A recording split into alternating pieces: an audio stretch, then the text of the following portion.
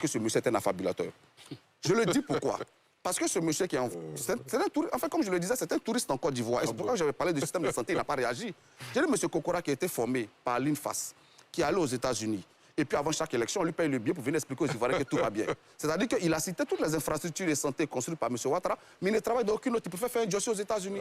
Et ce monsieur vient expliquer aux Ivoiriens qu'en fait tout va bien en Côte d'Ivoire, mais lui-même il n'y vit pas, il refuse de vivre en Côte d'Ivoire. Et c'est pourquoi je questionne la crédibilité de celui qui passe ce message-là. Parce que madame, dans le discours politique, il y a le discours et puis il y a la crédibilité du discours. Donc quand M. Kokora vit aux États-Unis, alors qu'il était formé par l'État de Côte d'Ivoire, et qu'il refuse de travailler dans les centres de santé que M. Ouattara a construit à profusion, mais il n'est pas crédible pour dire aux Ivoiriens que tout va bien. Et c'est ce que je tenais à lui rappeler avant qu'il n'invente cette histoire où on me donnerait 3 000 €, c'est du n'importe quoi.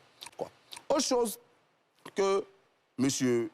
Il a cité le président Laurent Gbagbo. Mais quand on est dans le système de santé, on doit savoir que le chef d'engrais, c'est le président Laurent Gbagbo. Il a inauguré. On doit savoir que... écoutez, quand on est intellectuel, ce n'est pas l'inauguration. On doit savoir que... Réponds à la question. S'il vous plaît, messieurs, s'il vous plaît. Miss Fanny, comment vous avez fait pour être allez-y, Fabrice. Réponds à la question. Calmez-vous. Vous êtes trop rebelle. Donc, madame, ce que nous disons ici, on ne va pas sortir du débat, parce que ces gens-là tentent de nous sortir du débat. Nous disons que oui, M. Alassane Ouattara ne doit pas être candidat et il ne sera pas candidat. Parce que nous allons contraindre le RDR à respecter la loi. Et nous allons l'y contraindre par les moyens que nous offre la loi. Parce que j'entends ces messieurs dire, si vous descendez dans les rues, mais je ne sais pas pourquoi, leur champ lexical, c'est celui de la voyousie et de la guerre. Madame, la loi prévoit les manifestations publiques. C'est encadré par la loi. Mais ces messieurs, dès qu'ils s'expriment, c'est le champ lexical de la confrontation armée. Dès qu'ils s'expriment, c'est le champ lexical du désordre. Non, madame, nous sommes respectueux de la loi. Donc nous disons que oui, pour nous, le président Laurent Gbagbo, et je le réaffirme ce soir, il est le candidat du PPACI à l'élection présidentielle de 2025. Et il n'y aura pas d'autres candidats. Et le président Laurent Gbagbo sera candidat. C'est d'ailleurs pourquoi nous avons commencé à collecter nos parrainages pour soutenir sa candidature. Donc nous sommes très fermes là-dessus. Et nous rappelons aussi fermement que ceux qu'ils disent que le discours du président Laurent Gbagbo n'a pas de valeur à leurs yeux. Mais oui, parce que le discours du président Laurent Gbagbo, il comporte des valeurs. C'est un homme, c'est un leader qui est au combat pour défendre sa dignité, pour défendre son honneur.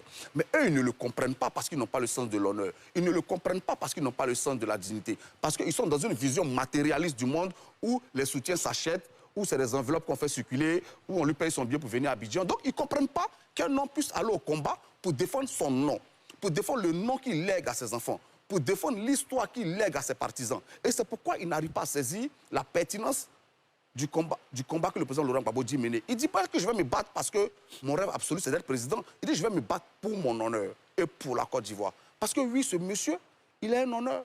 Il l'a envoyé à la CPI, madame. Il pourrait plus refuser de se soumettre à ce tribunal.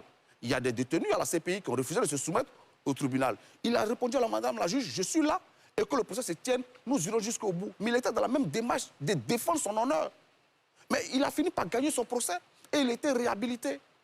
Et on l'accuse de crimes contre l'humanité.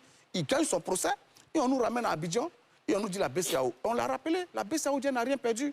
Quand ces messieurs disent que non, il a pris la BCAO et l'a braqué. Mais je rappelle que, pendant que M. Alassane Ouattara était au Golfe, il a reçu sa pension dans ses premiers ministres de janvier à avril. Est-ce qu'il a retourné l'argent?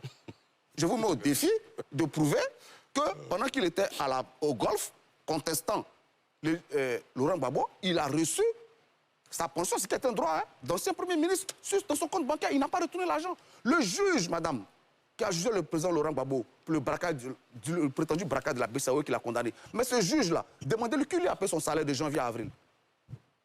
Mais c'est justement l'argent de la Côte d'Ivoire qui était à la BCAO qui a permis de payer cette juge qui a condamné le président Laurent Gbagbo. Madame, ça manque de cohérence. Donc, entre celui qui dit l'autre État a de l'argent quelque part, je vais l'utiliser, payer les enfants de la Côte d'Ivoire, pour ne pas qu'ils meurent de faim.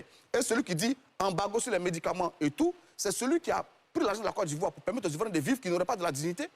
Mais madame, tous ces juges qui étaient assis dans cette salle, ce jour-là qui ont condamné le président Laurent Gbagbo, demandez-leur qui lui a appelé le salaire des gens. Si le président Laurent Gbagbo était un braqueur, mais tout ce monde-là, c'est tous des receleurs. Si le président Laurent Gbagbo était un braqueur, tous ceux qui étaient à l'hôtel du Golfe et qui ont reçu leur salaire, mais madame, ce sont des receleurs, ils devraient se retrouver en prison. Il faut qu'on soit sérieux. Et nous le disons, mais fermement et calmement. Nous n'accepterons pas que le nom et l'honneur du président Laurent Gbagbo soient bafoués. Nous n'accepterons pas que ses droits soient piétinés.